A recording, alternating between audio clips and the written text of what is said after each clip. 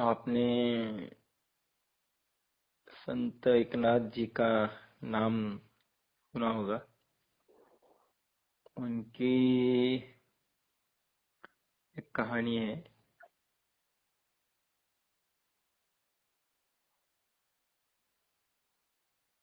पूजनीय दादाजी ने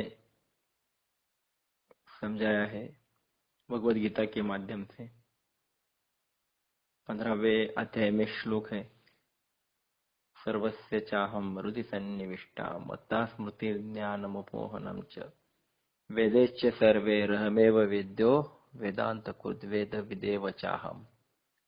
भगवान सबके हृदय में है, कण कण में है, अणु रेणु में है। ऐसी कोई भी जगह नहीं है जहाँ भगवान नहीं है।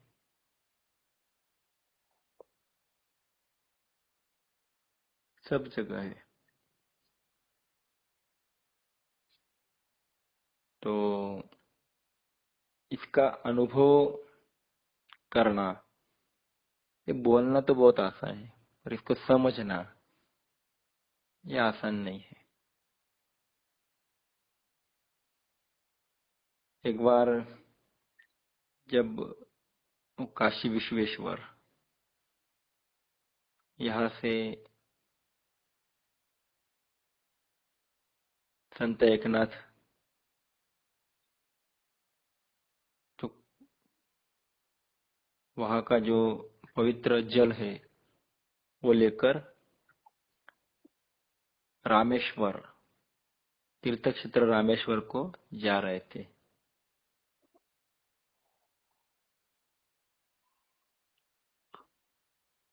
वो रामेश्वर के नजदीक गए, तब उनके जो साथ में जो लोग थे, तो उद्धव और उनके समस्त साथीदार सब उनके साथ पीछे पीछे से चल रहे थे। और संत एकनाथ मन में हरि का चिंतन करके चल रहे थे। तो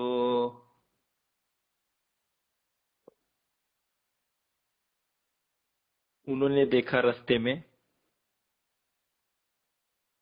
एक गधा, वो मरणासन्न अवस्था में नीचे हाथ पैर झाड़ रहा था, तड़फड़ कर रहा था।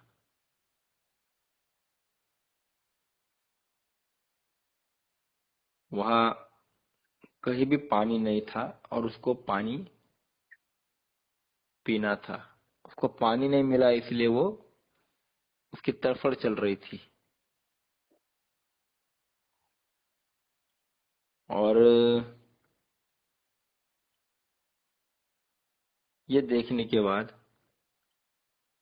संत एकनाथ जी ने इतने दूर से लाया हुआ वो पवित्र जल,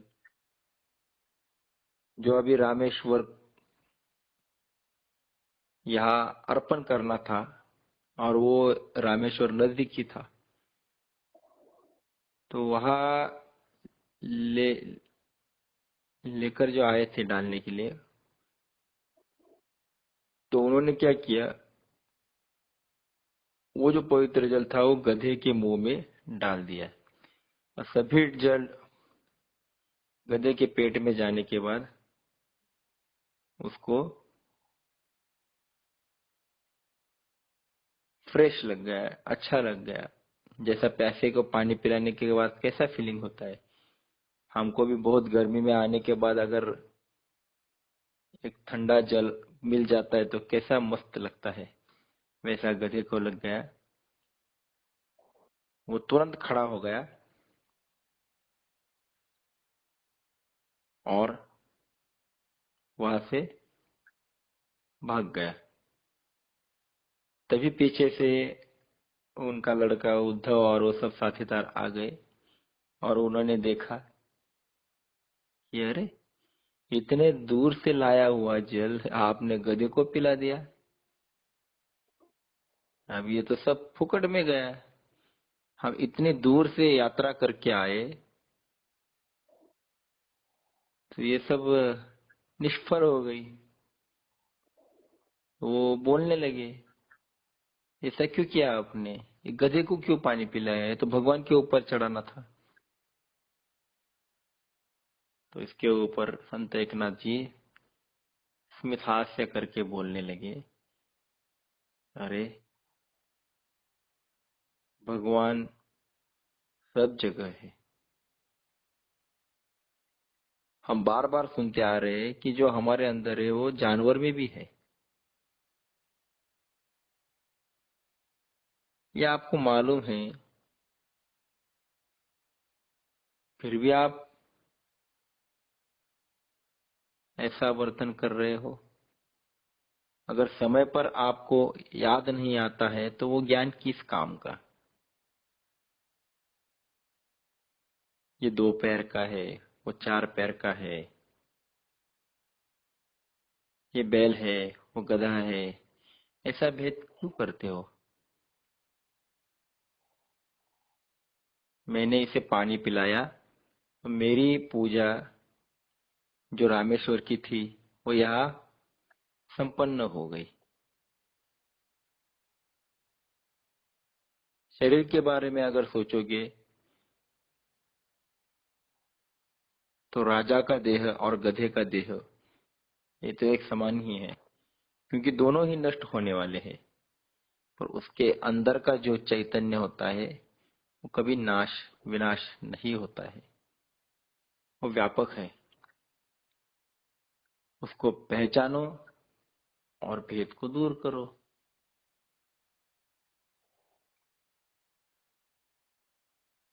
यही समझ पूजनीय दादाजी ने समस्त मानव को दी है।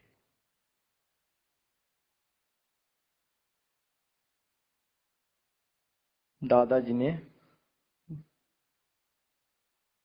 केवल इंसान में भगवान है यहाँ तक नहीं सिखाया,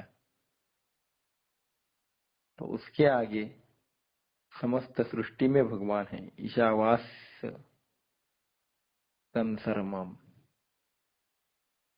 सभ्य सृष्टि में भगवान है। इसलिए दादाजी ने सृष्टि गौरव भी सिखाया।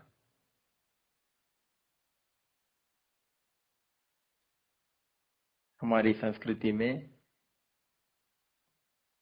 इसका पहले से महत्व है कि भगवान केवल तेरे अंदर नहीं, तो पशु पक्षियों में भी है, जानवरों में भी है। इसीलिए देखो, श्राद्ध के दिनों में कौवे को खाना खिलाया जाता है। लोगों को लगता है कि श्राद्ध के दिन अगर कौवे को कुछ खिलाते हैं तो वो हमारे दादा परदाता जो मरे हुए होते हैं उनको जाता होगा। ऐसा नहीं है। वो क्या है कि पूरे साल में कभी कौवे को आप देखते भी नहीं हो। खाना खिलाना तो दूर की बात है। कितने लोग हैं ऐसा जो कौवे को खिलाते होंगे। ये एक उपेक्षित जीव है, क्योंकि उसको ना सौंदर्य है, ना उसको कुछ आवाज है, ना कुछ क्वालिटी है, कुछ भी नहीं है। तो समाज में भी ऐसा वर्ग है, वैसा कौवा है जो लोग उसको दुर्लक्षित करते हैं।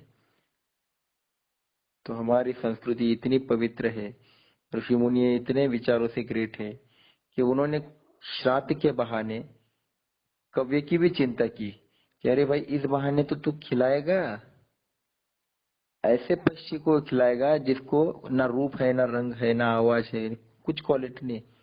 पर फिर भी ऋषि मुनियों ने कहा कि उसके भी अंदर भगवान ने, चलो इस बहाने इस दिन क्या हुई ना, तू याद तो करेगा कव्य को, चलो खाना खिलाएंगे। तो बेचारे को तू उस दिन खाना तो खिलाएगा, तो उसकी भी चिंता की है।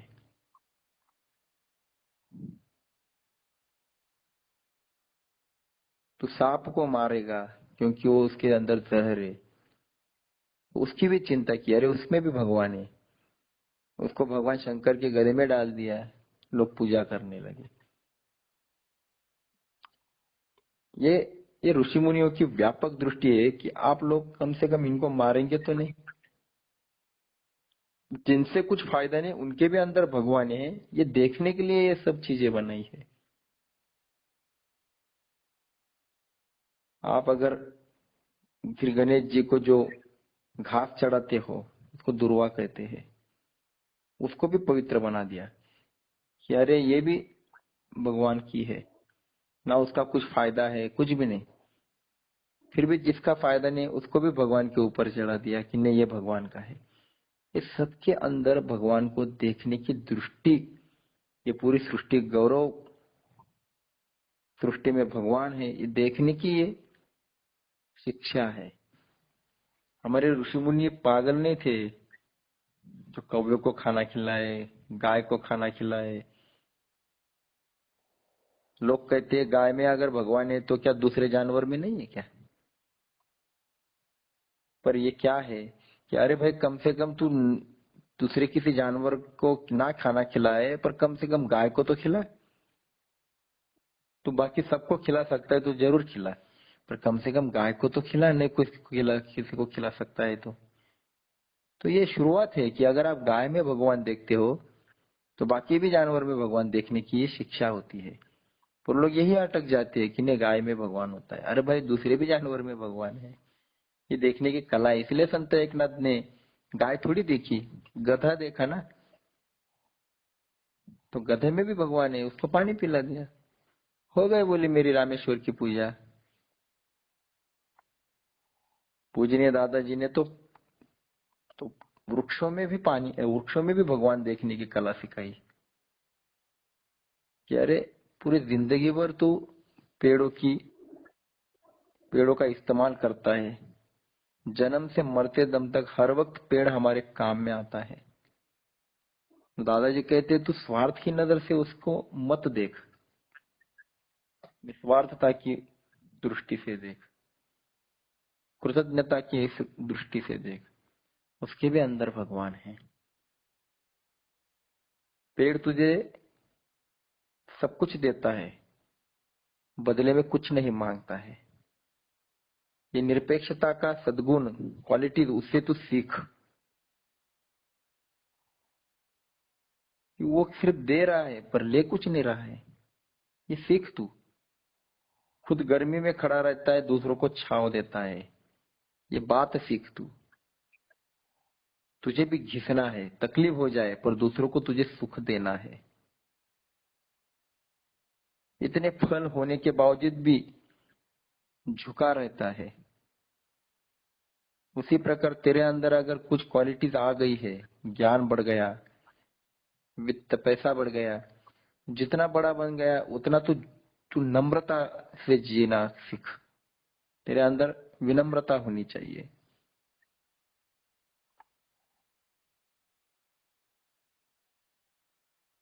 पेड़ को अगर पत्थर भी मारोगे तो वो फल देता है, मीठा फल।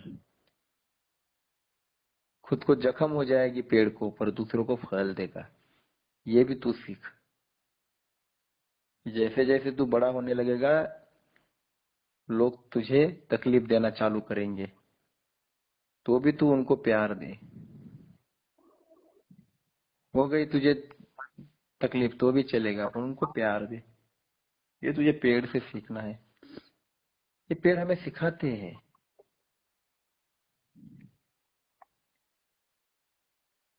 एक बार राजा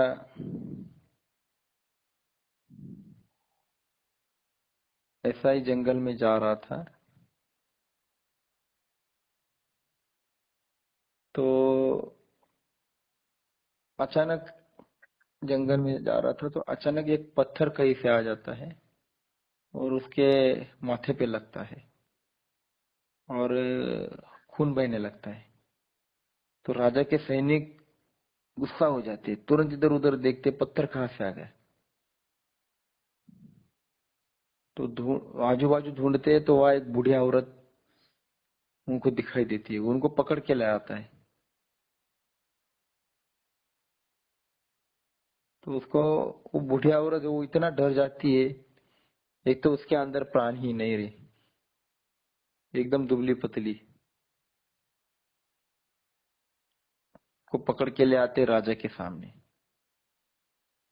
वो डर के मारे रोने लगती है कि मुझे मुझसे गलती हो गई, मैं तो पेड़ को पत्थर मार रही थी, मुझे फल चाहिए था खाने को, मैं भूखी हूँ, कल से खाना नहीं खाया है, तो मेरा अंदर प्राण भी नहीं है, त्राण भी नहीं है, मुझे बहुत भूख लगी है, तो मैं पत्थर मार रही थी पेड़ को कि फल मिल जाए, तो ये गलती से आपको लग गया, मुझे माफ कर दो, मुझे माफ कर दो।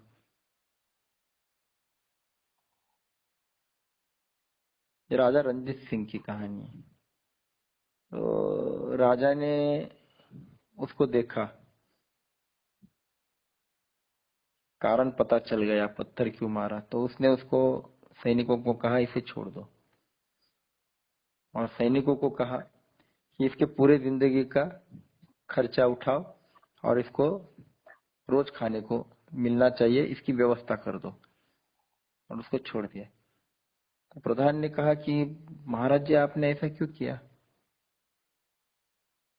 तो राजा ने कहा कि मैंने पेड़ से सीखा है कि अगर उसे पत्थर मारने के बाद वो अगर फल दे रहा है तो मैं तो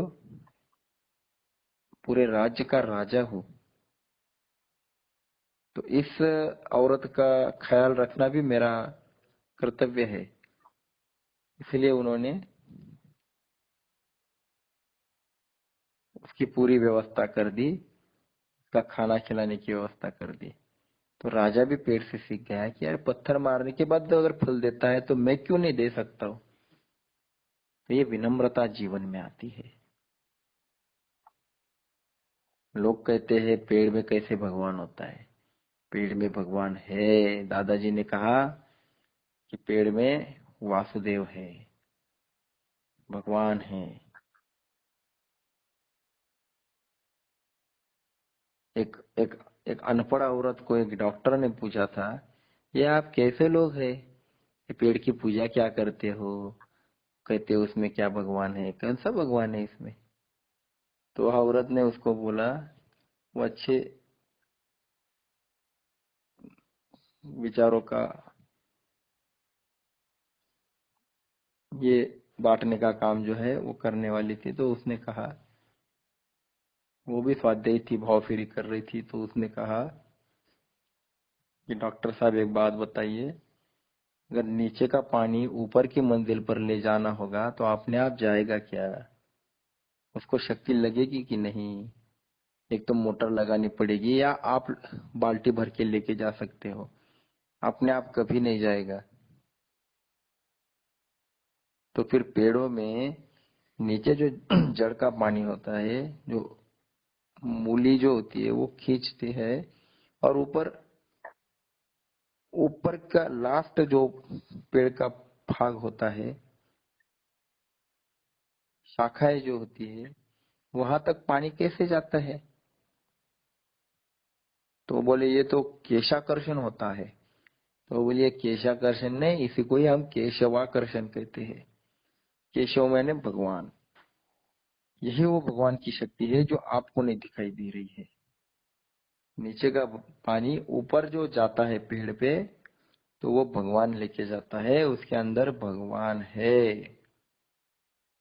इसलिए हम पूजा करते हैं, हम कोई पागल लोग नहीं है। तो दादाजी ने उसमें भगवान देखने की शिक्षा दी है। इसलिए समस्त स्वाध्याय परिवार 12 जुलाई ये दीदी जी का जन्मदिन हम मनाते हैं। तो उस दिन को हम बाल तरू लगाते हैं, उसको उस दिन युवा दिन भी कहते हैं, और हम वृक्ष की भगवान देखने की शिक्षा भी उस दिन लेते हैं। वृक्ष मंदिर दिन हम लोग मनाते हैं, बाल तरुक लगाते हैं, हर एक घर में एक एक पेड़ लगाते हैं, पौधा लगाते हैं।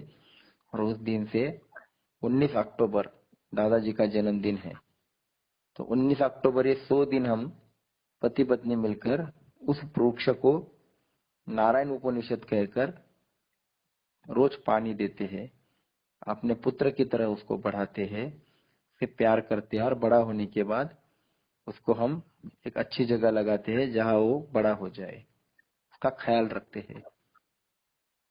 तो दादाजी ने ये शिक्षा दी, समझ दी कि भगवान केवल तेरे अंदर नहीं है। दादाजी ने आत्म सम्मान के साथ पर सम्मान भी सिखाया, पर गौरव भी सिखाया। आत्म सम्मान और पर गौरव, आत्म गौरव प्लस पर सम्मान, ये सब चीजें दादाजी ने सिखाई है कि तू दूसरे का भी सम्मान करना सीख। समस्त सृष्टि में भी भगवान है, ये देखने की शिक्षा हमारी संस्कृति में हमें दे दी है। समस्त जगह भगवान को देखना है। ये सृष्टि जो चल रही है ये उस शक्ति से चल रही है, ये हमारे कहने से कुछ भी नहीं चल रहा है, हमारे हाथ में कुछ भी नहीं है। एक बच्चा ऐसा ही घर में बैठा था, वो बार बार माँ से पिताजी से पूछता था कि पापा ये सूरज भगवान जो आते हैं वो कैसे आते हैं? तो बोले अपने आप आते जाते। वो पूछता था कि ये पेड़ों पे फल कैसे आते हैं? बोले अपने आप आते हैं जाते हैं। वो कुछ भी पूछेगा ना तो वो कहते थे ये अपने आप होता है। उसके पिताजी कहते हैं अपने आप होता है। तो बच्चे के तो कोई समझ में आ ही नहीं रहा था, ऐसे कैसे अपने आप होता है। तो उसने क्या किया, घर में बैठा, छोटा बच्चा था, एक प्लेन पेपर लिया, व्हाइट पेपर, कोरा ब्लैंक पेपर लिया, कलर ले लिए, पेंसिल ले ली और वहां बैठ गया। अब आधा घंटा हो गया, 1 घंटा हो गया, 2 घंटा हो गया, ऐसा ही बैठा रहा। तो उसके पिताजी ने देखा कि ये बच्चा 2 घंटे से ऐसा क्यों बैठा है, कुछ कर भी नहीं रहा है।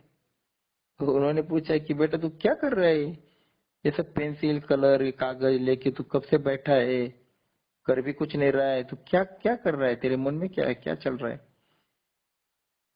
तो बोला पापा इससे मैं पिक्चर क्यों नहीं निकल रहा है वो देख रहा हूँ, पिक्चर निकलना चाहिए इस कागज के ऊपर। मैंने कलर भी रखे है, पेंसिल भी रखी है, कागज भी रखा है, सब कुछ है, पर इसके चित्र पिक्चर क्यों नहीं आ रहा है, कोई डिजाइन क्यों नहीं तैयार हो रही है? पिताजी बोले ऐसे कैसे होगी, उसको निकालना पड़ेगा, तू निकालेगा तो तैयार होगी, ऐसे कैसे होगी? तो बोला आप तो कहते हैं कि ये दुनिया में सब कुछ अपने आप चलता है, अपने आप चलता है, तो मैं वही सोच रहा हूँ कि अपने आप चित्र क्यों नहीं तैयार हो रहा है।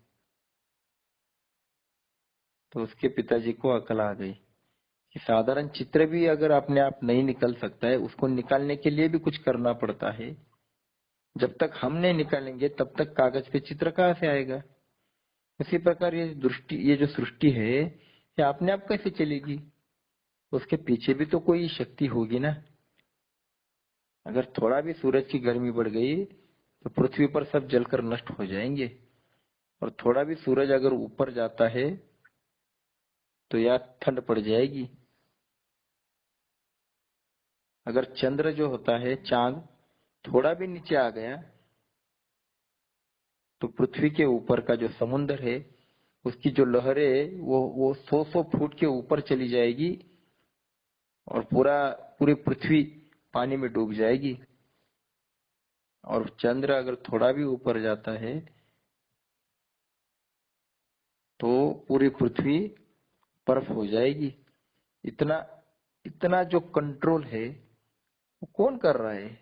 या दिमाग कहाँ चल रहा है किसी का? नहीं, कुछ नहीं, ये तो सृष्टि है, ऐसा ही चलता है, ये पागल लोग है, बाकी कोई नहीं, इनके पीछे नहीं पड़ना। दादाजी कहते कितना सुंदर व्यवस्था की है, कहीं भी आपको अव्यवस्था नहीं दिखाई देगी। इतनी सुंदर व्यवस्था के पीछे व्यवस्थापक होगा, और उसी व्यवस्थापक की शक्ति को आप पहचानो, वो शक्ति सब चीजें हैंडल कर रही है। बड़ी सोच समझकर बनाई गई ये सृष्टि है। ये अकस्मात अपघात से नहीं निर्माण हुई है।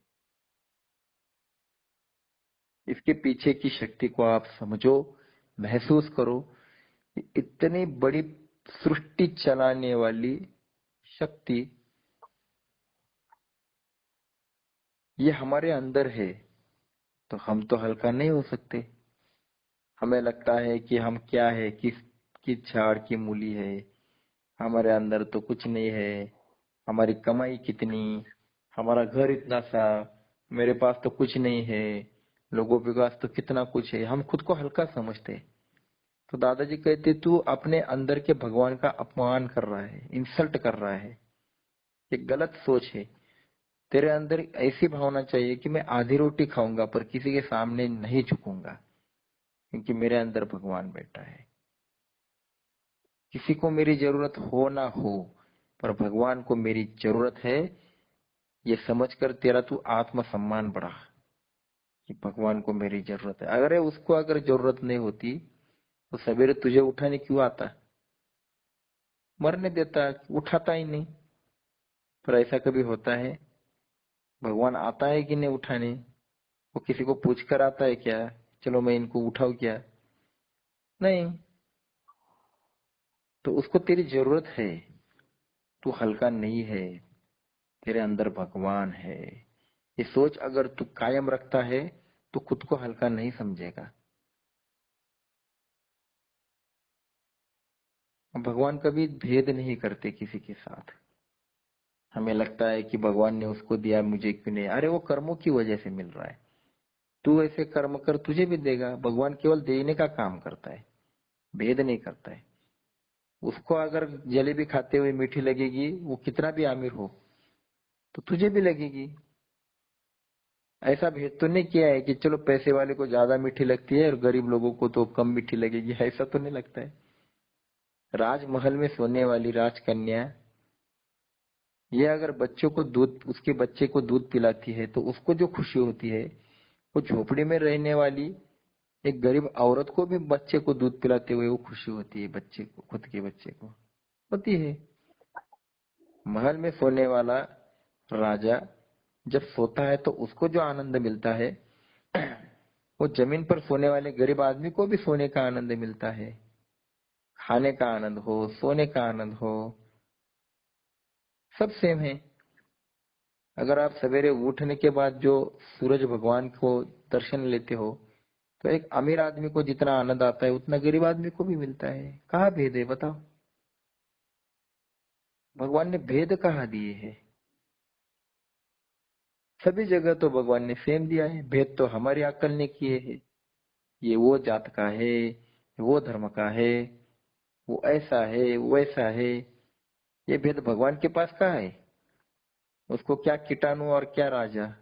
अभी तो एक नाथ जी का सुना हमने, क्या राजा और क्या गधा। अंदर का सब आत्मा परमात्मा एक ही है। भगवान ने एक ही बनाया है, वो अविनाशी है। भगवान के पास भेद नहीं है, ये जानवर है, ये इंसान है, ऐसा भेद भगवान के पास नहीं है। ये हल्का, ये बड़ा, ये ऐसा, ये वैसा, ये ज्ञानी, ये अज्ञानी, ये हमने खड़ा किया है। ये मानव ने अकल से दुरुपयोग करके ये खड़ा किया है। भगवान कभी भेदभाव नहीं करते हैं। भोग का आनंद सबके साथ सेम है। तो ऐसे भगवान को जो कभी किसी के साथ भेद नहीं करता है, हम क्यों उसके खिलाफ बात करते हैं? समझ में नहीं आता। क्योंकि इसके पास, इनके इनके पास तक वो विचार नहीं पहुंचे। तो गलती उनकी नहीं है, हमारी है। अगर हमारे पास ये विचार आ गए तो हम वो उनके पास तक लेके गए क्या? तो दादाजी कहते हैं आपका कर्तव्य है कि उनके पास ये विचारधारा लेके जाओ। इसीलिए उसको भाव फिरी कहते हैं कि हम उनसे रिश्ता बांधते हैं कि अरे तेरे अंदर भगवान है, वो मेरे भी अंदर है। तो इस नाते हम एक ही भगवान के लड़के हो गए। तो भाई भाई से मिलने जाता है तो उसमें कोई कारण नहीं चाहिए, कोई स्वार्थ नहीं चाहिए। मैं बस मिलने आ गया आपसे, तो ये मिलते समय आप उसके त्रिकाल संध्या समझाए, ये हो गई भाव फेरी। कि उसका भगवान के प्रति प्यार बढ़े, ऐसा अगर आप काम करते हो तो ये हो गया भगवान का काम। जिस काम से भगवान के ऊपर का प्यार बढ़ता है उसे भगवान का काम कहते हैं। ये निरपेक्षता से किया हुआ कर्म है, यह करना है। अगर ये करने लगते हो तो आपके अंदर एक ऐसी दृष्टि तैयार हो जाती है कि आप सभी जगह भगवान देखने लगते हो और आपको एहसास होता है कि समस्त जगह भगवान है।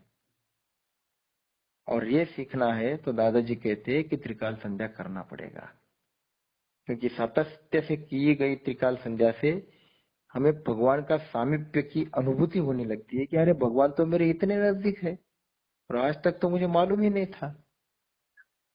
इसीलिए त्रिकाल संध्या करो। सवेरे उठने के बाद नमस्कार करना ही करना, खाने से पहले नमस्कार करके ही खाना भगवान को, और सोने से पहले भगवान को नमस्कार करके ही सोना। और उसके श्लोक आते हैं तो बहुत बढ़िया है, क्योंकि श्लोकों में ताकत है, वो वेद मंत्र है। जब वेद मंत्र आप गाते हो तो आपके अंदर एक अलग एहसास होता है शक्ति का।